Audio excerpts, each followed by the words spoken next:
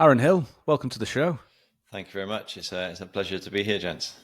Pleasure to have you. So, we always start our podcast off the same way. Who are you and what problem do you solve? Yeah, good question. So the problem I solve is helping create space for people to create impact and change. And that can look like many different things, usually along the lines of refocus, realignment, and recharging themselves. And who I am, well, I'd throw that back to you. Throw that back to you and say, what do you want to know a bit about me, or who I feel like I am? Because for me, it's two different things. I think it's probably been a journey for you with everything that I've read and watched of yours. So, I'd probably want to know who you feel like you are. Yeah, love it. So yeah, I'm a powerful, loving, courageous father, and I happen to be called Aaron. I happen to live in Barcelona. And once upon a time, I was in the military, which is quite interesting for people. So I think that's a good way for me in this moment in time to wrap both in there. Good, good. Okay. So, going back to the problem that you solve, if someone's just tuned into this, and let's imagine you were a doctor and they're the potential patient, what symptoms might they be feeling that make it worthwhile staying tuned in for the rest of the episode? Yeah. So they'll probably be feeling like they're stuck, or they're overwhelmed, or that something's getting too much for them. They're starting to doubt or question themselves. What they've done for so long is feels like it's getting heavier and heavier, and they take it very, very personal. And what that looks like slightly from the outside then is the perspective starts to shut down, and they don't explore as much. They're not open to seeing or looking or listening or learning, and they start to become slightly more entrenched in their thinking. So yeah, stress, pressure, isolation, frustration, anger, all the good human stuff. All the good stuff. It's great to have you on the podcast. I've been really looking forward to this one. So I always think of people don't prepare enough. What I find is people wait until it rains and then they run out and buy an umbrella. Whereas actually, have you got a lifeboat and an umbrella at home for when the floods come? So when you think about people getting ready for challenging situations, what steps would you guide them towards? What things do you do? Do you have a bit of a premeditated plan? If I know that in 2 hours' time I've got to have a challenging conversation with Zach about something in business, what could that look like? Yeah. So I think something that goes back to my early military days is we were taught that the basics done well is the foundation of everything. So that's something that speaks to me, and I've heard repeated over the years. From professional sports to successful business people, it's they do certain things, their own basics, very, very well repeatedly. For me, I talk a lot about resilience, and that's the ability to come back from a challenge, not necessarily to grind through it or be unbreakable, but it's how do we learn and adapt when we come back. And one of those things is to keep that resilience topped up. There's certain things that I do, and I definitely help my clients look at as well, is what are your basics? What do you need to do well for you, for your family, for your business? And how often can you keep those buckets topped up? So that might look like rest and recovery. For me, I consider one of those to be consumption. What are the things that I'm putting in my body? Does it help me? Might it hinder me? And there's no judgment, but yeah, maybe as an extreme example, 5 pints of beer for breakfast might not serve you, and half a litre of water might serve you. And it goes all the way through. So movement doesn't have to be exercise, but it can be some sort of stretching or just a walk. So I've got 5 or 6 categories, and those are the first couple that I would help. Yeah, people look at what are you doing to support yourself before the challenge arrives, so that you're pouring from the fullest cup possible when you confront this challenge or situation. I like that a lot. And then so for someone like yourself, Aaron, I imagined you're incredibly disciplined, you're incredibly focused, you've been doing it for so long that actually the morning routine, you probably don't have to think about it. But there are probably certain people that don't have those, I need to drink water. How do people implement those things? Like what are some of the things to get get the ball rolling? Is it like setting rules, goals, tasks, reminders? What do people do that's tangible? Yeah, so there's some great books out there, like Atomic Habits is one that leaps straight to mind with some really actionable things. But I think for me, if I was to wind it back and look at myself, because everybody's different, everybody needs different things. But it's really creating something that I need and want first thing in the morning. So whatever comes along, I've done something that I want, which is usually along the lines of a cup of tea, and I've done a couple of things which I need for me personally. And so, yeah, I think it's James Clear talks about habit stacking. So when you're doing one thing, tag one small thing onto it afterwards. So yeah, if you are having the coffee, then maybe have a bit of water before the coffee. And that might include a stretch as well. I don't know. It's so varied, but I think the biggest thing, there's two things here. There's, first of all, I am human. I make lots of mistakes. I'm not always disciplined. The routine, the basics, not always go all out the window, but some of them fall off. That's life. We've all got kids here as we speak, and we can all attest to that. And the second thing is to start off really small and really simple, almost like set yourself up for success. Don't make it a £5,000 investment to buy an ice bath and start getting up at 4:30 if that's not what you've experimented with, not what you know you like or need. Start off real simple. Keep it simple. One of the other things that you see a lot of people struggling with, particularly on LinkedIn, you don't have to spend more than 3 minutes on it to see someone talking about imposter syndrome. And I imagine people you've helped, probably in your own life, in your own career, this has maybe snuck in. So I can't really think of anyone better to ask about imposter syndrome. So where do we start? What are your thoughts? Yeah. So it's really interesting. Once upon a time, I would have said, yeah, I had imposter syndrome. And now I almost phrase it as, yes, I'm human. It's not even something that I've practiced so many times, a new way of thinking that path almost is really slow. I hear what you're saying. It doesn't connect for me personally. And I think it goes back to one of the things that when we first spoke, Zach, it was around confidence and self-confidence, and it's understanding the distinction between the two. And then people relate to that or they won't. So, but if I look at imposter syndrome, for me, that's appeared loads and loads of times, from early military career to my latter military career with special forces, never quite feeling good enough. I don't fit in. I'm the odd one out, to go into the security industry. And again, I was working with some absolutely incredible people, similar sort of thoughts and feelings, to retraining, becoming a personal trainer and strength coach in Barcelona in Spain. So having to speak my second and third languages, at the latter end of 30s, early 40s. I never felt like such an imposter.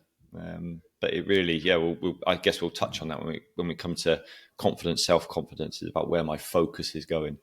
I'm there. So yeah, it's something that I've experienced. And for other people, it's a process, it's a journey, one small step at a time. It's learning where our attention goes and where would we be better placed putting that attention. Usually when it's imposter syndrome, it's back on us. I'm feeling this, they're thinking that. This big story, which is creating a monster in their own heads. And really, that's only a small part of the reality. There's a lot more that we can look up and see or focus on. It was making me think then, as you were saying that. So if a lot of these biases and things that we've got that are kind of hardwired into us are rooted back to when we were living in tribes and things like that, I imagine in your career in the special forces, you're part of a tribe that's really relying on each other for performance and survival and things. Not feeling good enough in certain moments could potentially be seen as a good thing to keep you alert and awake. So is there a way to kind of even reframe the dialogue around it? Yeah, exactly. And that goes back to focus. So I think one of the clearest example for me is something that I got to look at with my coach. So going back to what Jack was saying, I was lucky enough to get coached before the storm came. I was at home or in the shops buying umbrellas when I got the opportunity to really look at myself and get asked some really challenging questions by my coach, a lad called Johnny Bevan, which is an incredible opportunity. So I was working in the gym at the time, and so I can remember doing sales calls, which I know is something you talk about a bit on your podcast, and it was a tragic comedy if you were a camera watching that conversation. But I really remember the visceral feeling inside of myself and the internal dialogue. I wasn't focused on them and how I could serve them in terms of personal training or potentially providing a solution. It was all around my thoughts and feelings of, I'm not good enough. They're judging me. I can't speak Spanish properly. They're not going to buy. It's obvious they're going to choose somebody else, etc., etc. So that was the major part of the narrative. So for me, it was to recognize later on. It was to recognize that, but then just gently park that. Yeah, okay, we'll deal with that. It's coming back to them. So the focus: how can I serve them? How might I be able to help or support them? What might they really need? So yeah, focus really. It's about where do I put my attention? That's I was giving this advice to one of our team the other day, and I find myself conflicting with myself, because the analogy, and I love an analogy, Aaron, but I think of it as like, imagine a cat, right, in your brain, all that black matter around it, and the thought comes in saying you're not good enough, you've got imposter syndrome, and it's like a ball of string, and the cat just bats it away to just get all these thoughts out. But then actually, I feel that it could also be quite dangerous advice to say, think of nothing. Do you know what I mean? Because are we learning? Are we growing? So in those moments of crisis, and I'm sure that you can relate and bring in other experience, but I think a sales call is great when you're on that moment and you're thinking, are they thinking about me? Are they wondering why I've done my hair this way? Are they judging the way I'm speaking? Am I speaking? All of these thoughts, how do you handle that crisis? Yeah, so I think it's to accept that they're there, that they come up, and that thoughts are natural things that happen to us as humans. You've got 60, 70,000 thoughts a day. Trying to understand or control all of them is impossible. For me, I think of thinking as the river that flows by and we're on the bank. If we jump into that river of thought, yep, they're judging my hair, or have I dressed well today, then we're fighting against the current. Whereas if we can choose to step out, sit on the bank and watch it go, because thoughts, feelings come from thoughts. Thoughts come from our interpretation of the world. And if we let that go, it's a 90-second chemical reaction within our body. But if we follow that thought, then that's sometimes when we can misguide it, or our focus gets redirected to our hair, our image, and all the other things that the cat suddenly wants to start batting away. So there is something interesting in that, though, and it is almost to earmark it and come back to those sorts of thoughts and feelings at an appropriate time for you. So fear around a sales call, if I go back to my example, because it's so visceral and something that I've called up so many times because there's so many learnings in it for me, what that imposter syndrome, or that feeling of doubt, or that the car crash sales call or conversation, sorry, is in person, really meant to me was, don't try and sell an Olympic weightlifting course, which I'm not qualified to instruct, to somebody who's probably looking just for a bit of motivation and a regular basic habit building routine to get them into the flow of fitness. So it's a reminder it's not something to bat away completely. I'll come back to that. So it's almost like, know my limits, know what I can teach, know what I can teach well, and stick to those for the moment. The thoughts are useful. That's so powerful. And the river analogy, I love that one. And you've taken my cat analogy and smashed it out of the park with that. So it's not mine. I robbed it from somebody else, and no, I can't remember who. We'll claim it. We'll give it you. I think that's so brilliant, and just letting the thoughts go past, but also learning from it and doing the self work. I was saying one of the things I will do is, and I don't know if you're the same, but I'll get into bed at night and I'll have a million thoughts racing in my head about work, tomorrow, the business, whatever, and I'll say, right, what I'll do, I'll give you the benefit of the doubt. I'll write them down, but I'm not dealing with them now, because now you need to kind of rest and recoup. So I've got like little systems in place. I'm a big fan of mantras and like little phrases or little quotes that can kind of get you to the point of building resilience, dealing. Have you got anything that's worked for you throughout your life? Yeah, I think there's a few couple there's a few things that have worked for me quite well. But going back to your point, Jack, I think in terms of thoughts, it's practice. We can't expect to be a ninja black belt at processing our thoughts or feelings if it's the first day. So for me, it's all about awareness, and just that we can recognize them is a massive step. So I think I'd put that in there. But yeah, it goes back to beliefs for me. And everybody's got their own sort of beliefs that spur them on or give them a certain sense or feeling. But for me, it's like, I've got this, I'll be okay. So whether it's a sales call that absolutely dives, whether it's a difficult conversation with my partner about something, whether it's turning a client down or whatever it might be, is I'll be okay. And again, it's starting to link back into confidence and self-confidence. Whatever happens physically, this isn't going to change me. I'll just remind myself of that. It will feel horrendous in the moment, but those are normal human reactions to an anticipated threat. So for me, it's like, I'll be okay. I've got this. I want to talk broadly, just while it's on top of mind, about emotions. So I'd imagine the journey you've been on, there are things that you think are true now about your own emotions and maybe the emotions of men in general that maybe pre-military or early military, perhaps you didn't think were true. So what could you tell us about that? Yeah, I think like most people, I wasn't taught anything about how to understand my emotions or how to regulate them or process them. And as a young man, and especially given my military background, what we did was we just push them down for lots of different reasons. Mainly, I think, because we weren't taught. So how do I deal with this? No, I can't see anybody physically experiencing that on the outside.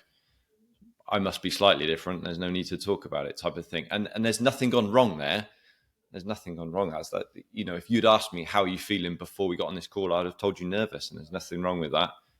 I'd like to be able to give you guys something valuable and your listeners something valuable. And that's that expectation of it. So there's nothing wrong with feeling nervous. It doesn't make me a nervous person. I'm just experiencing that. So yeah, there's loads. There's too many to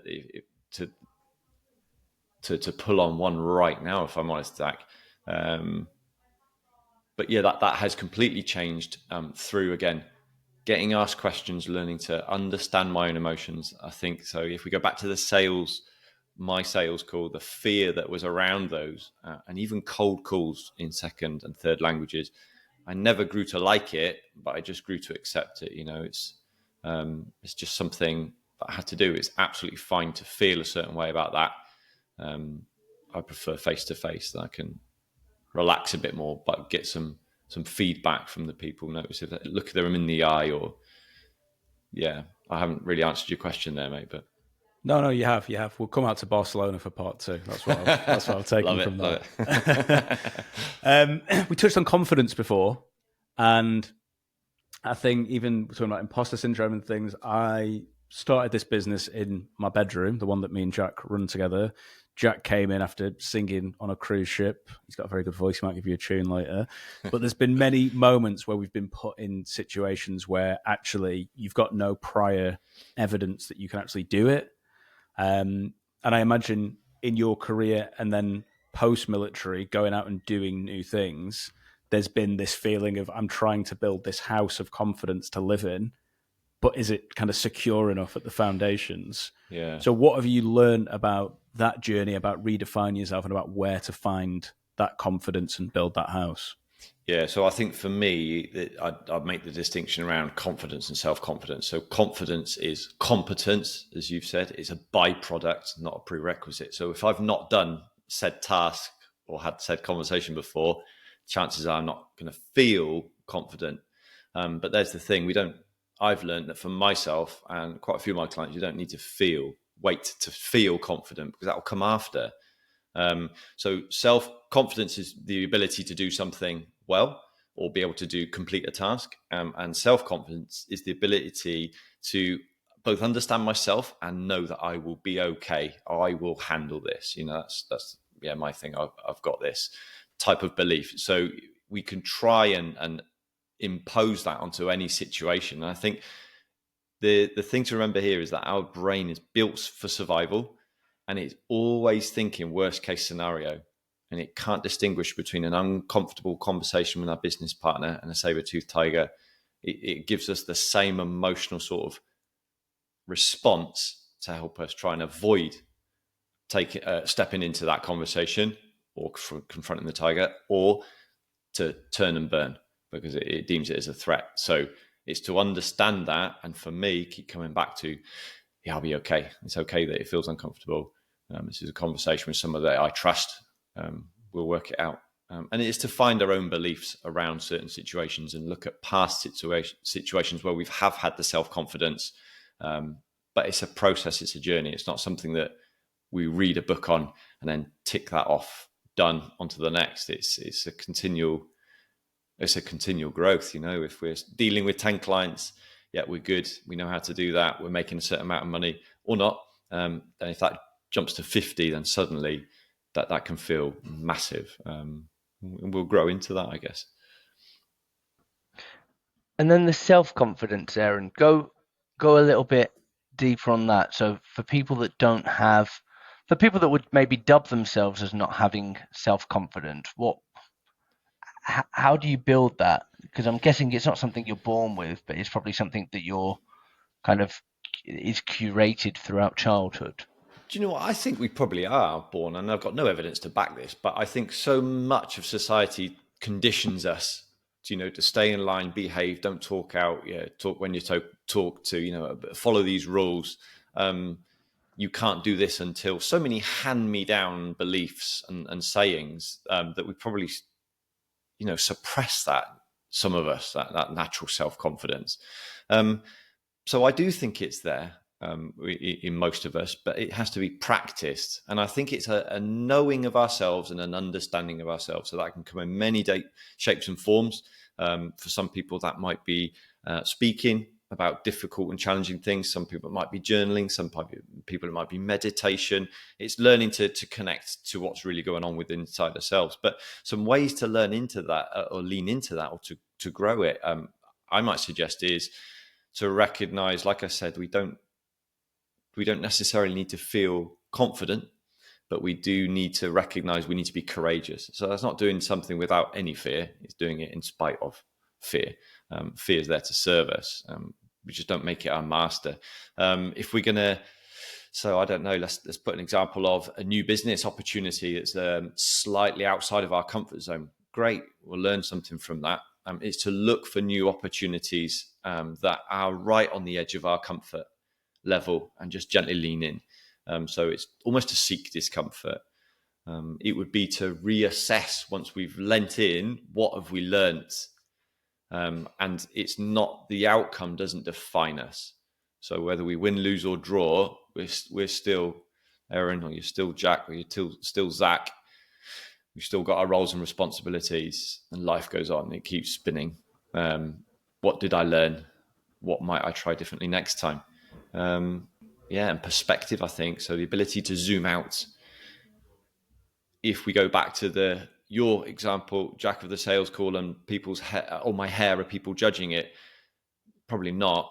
Or if they are, it's for a split second, and then they're worried about what's on the new series they're going to watch on Netflix, or the argument they've had with their partner, or that bloke's hair is rubbish as well. Do you know what I mean? They've got so much other noise in their head that they've probably already forgotten what we were talking about 5 minutes ago. So yeah, zooming out helps us see the world and all its complexities and beauties. So the ability to zoom out as well, I would suggest, is another tool. And maybe if I was going to throw one on there as well, support. So having people around us to gently challenge and support us when we are learning to build our self-confidence, that have either done it or can nudge us along or hold us accountable as well, is something I think would be beneficial.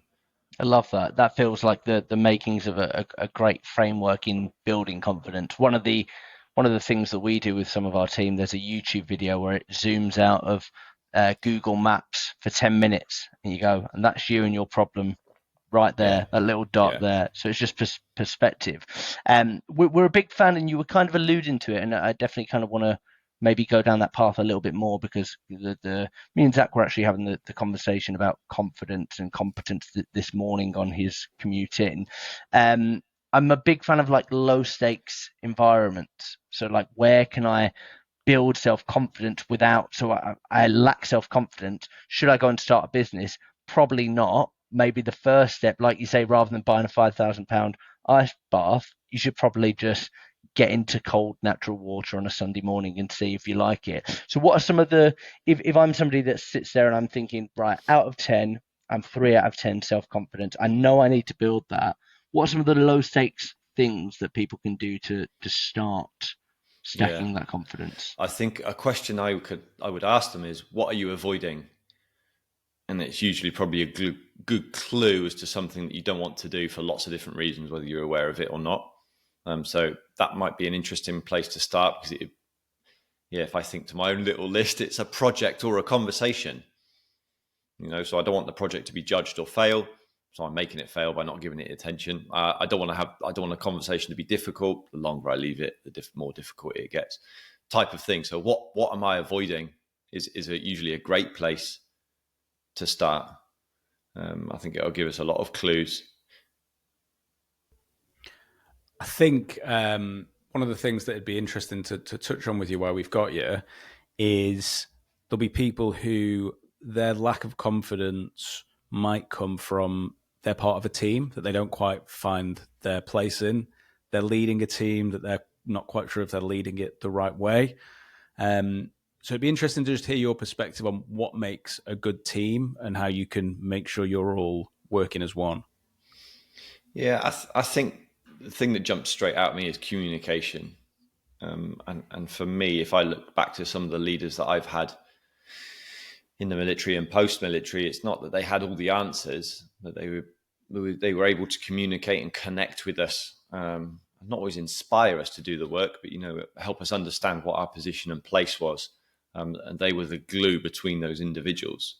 So I think one of my biggest things is just to keep it so simple, really back to basics. So I think rather than give a massive framework, I think that would be an awesome place to start. Communication and connection. And I might suggest as well that if there is a leader listening, that they turn that back in on themselves. So am I giving myself the time and space to connect and communicate to myself? And it doesn't have to be 3-hour morning routines that start at stupid o'clock. It can be, am I offloading my own thoughts and worries to paper or to somebody that I care about who can help me? I don't think we can do for other people what we can't do for ourselves, or it's very, very limited capacity. So I'd suggest that as a start point: communication with themselves, connection to themselves, and then their team. I think most teams between them have got the answers and can work it out. And if they feel involved and connected, they're much more likely to offer up ideas or suggestions. If the leader's got all the answers or wants to be seen as giving all the answers, people are probably going to hold their answers back because they get shot down or brushed aside. Anyway, was that a journey for you, or were you always quite naturally someone who found their place in the team? That's a good question. I never liked to be in the spotlight, and I still don't. That's why I still struggle sometimes doing these podcasts, despite having my own one. I was really blessed as a kid in terms of being encouraged to do things, and it was recognised both by teachers and parents, and my parents, that I had an ability to relate to people. I think I just was able to listen to them or connect to them, see them for what they are, or who they are. Sorry, rather than what they are. So in my career, it's always been easy to slot into a team. I was quite adaptable. But I also think I went to the extreme and conformed completely. So if everybody was wearing black and I wanted to wear red, then you bet your bottom dollar the next day I'll be wearing black, type of thing. I think I went to the extreme in my character, but that is definitely a trait that I recognize throughout my career and life. Me and Zach were very lucky at the back end of the year to have quite a lot of time off, and one of the words that definitely has been thrown around so much since we started the business was burnout. And I think that me and Zach got to the end of December and we felt, actually, we're feeling it now. It's been a tough year. Even on the weekend, it's very hard to switch off because you're constantly thinking about what's going on, what do I have to do next week? You're running a million miles a minute. So I have my own processes, and so does Zach, in terms of like de-stressing. But for people that might have crazy extreme lives, or they've got extreme meetings or back-to-back sales calls, how would you de-stress? What is your kind of process of actually, that's been a testing moment, now I need to get back and recuperate? How do you get back there?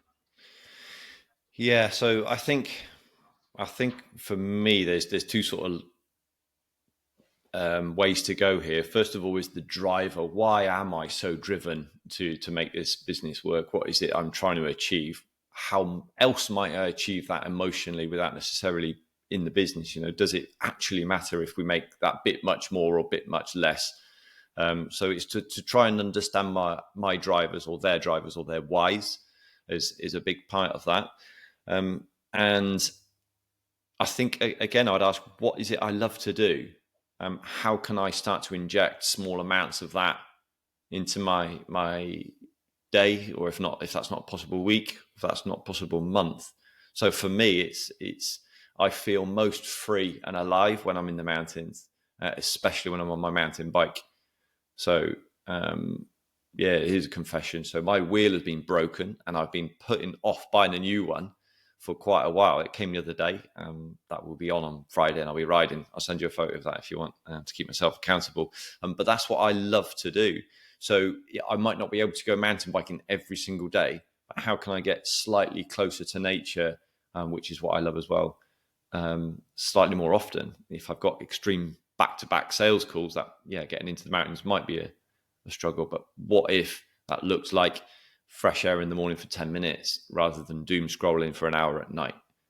So it's not always what more can I add, what can I take away to give myself that time to do a little bit more of what I love to do. I think I'll do it that way. So when you're coaching people, and you're trying to, the first part of what you were saying, please do send us your mountain bike picture as well. I look forward to that.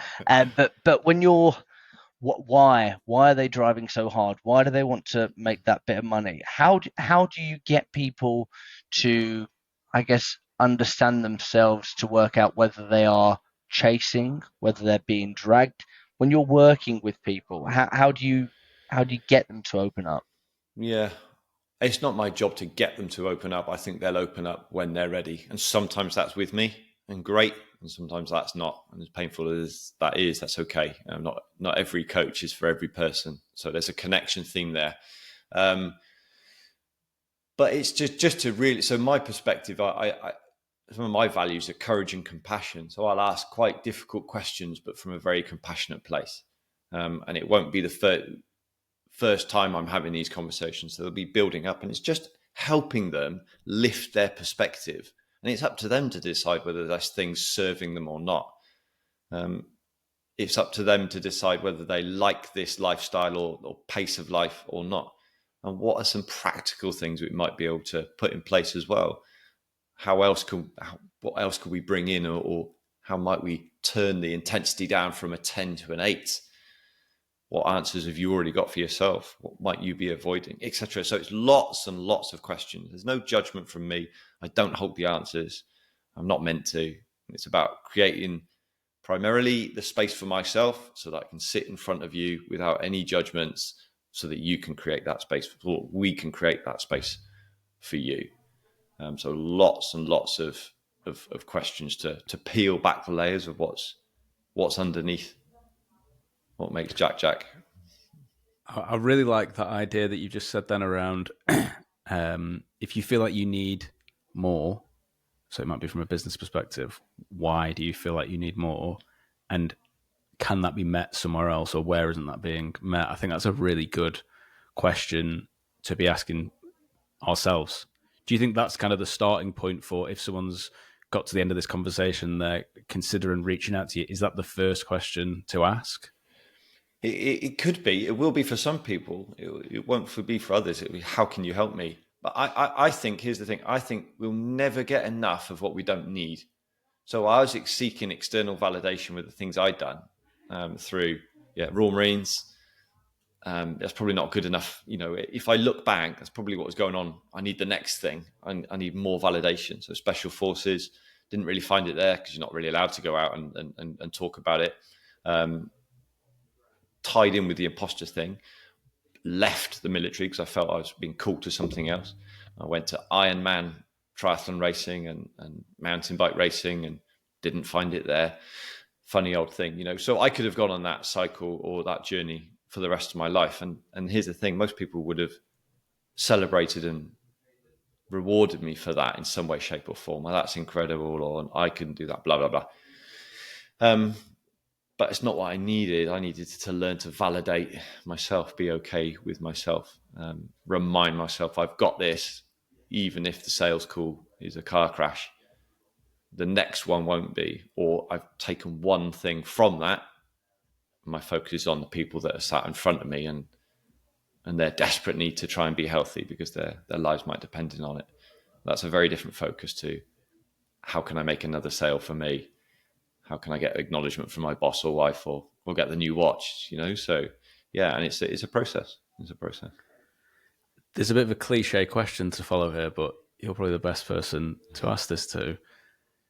The journey that you've been on, if you could go back to Aaron at 18, what advice would you give yourself then based on this journey that you've been on and what you know now? Yeah, so I wouldn't change any of my experiences. I wouldn't have changed any of the mistakes, the highs or the lows. I would just gently remind myself I'm enough. It's like a hug, and it sounds quite weak to those that might not be able to understand this concept yet. But as fathers, we probably already can start to hold it. It's you're enough, you're okay. It's that unconditional love for ourselves. And here's the thing: it's not always easy. It's not always gentle. It's not always overt, but it can be. Yeah, I love myself enough not to have those 5 pints of beer for breakfast rather than half the liter of water type of thing. Is I love myself enough to let go of this problem or that person in my life, despite the pain or the difficulty or the emotional stuff that come around that. So I really think of it as like that. So I think it would be that. It would be a gentle hug from 45-year-old Aaron to 18-year-old Aaron and say, you've got quite an adventure, but you're enough. You don't have to do this for anyone else but yourself. I absolutely love that. I feel like there's been so many brilliant takeaways from this conversation. I always like to get one last question in before we let you go. I guess what have been the books that have changed your life? Oh, wow. I'm going to look.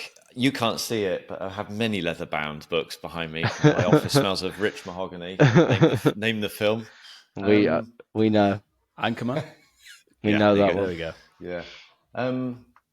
Key Person of Influence is one that jumps out of me by Daniel Priestley. 7 Habits of Highly Effective People by Stephen Covey. It can be a bit deep at first.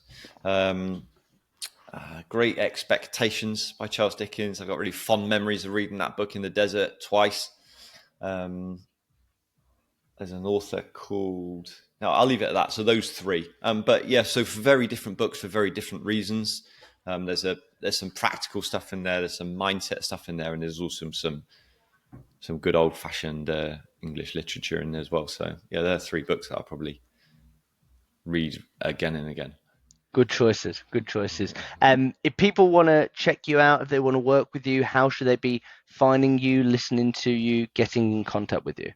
Yeah, so LinkedIn's probably the best place. Aaron Hill at Synergy Coaching Solutions. I have got an Instagram account as well, so I'll give you the guys the link to that. And I've got my own little podcast as well, Forging Resilience. So those are probably the 3 places as touch points, as we'd say, and LinkedIn is probably the best place through the messages there. Amazing. Well, thank you so much for joining us today. I've loved this conversation. Some incredible analogies that I'll be thinking about on my commute home this evening and pondering and questioning. So thank you for joining us. Absolute pleasure. So thanks to you guys for creating that space and asking those questions and helping peel back the layers on me. So thank you guys for creating it. No worries.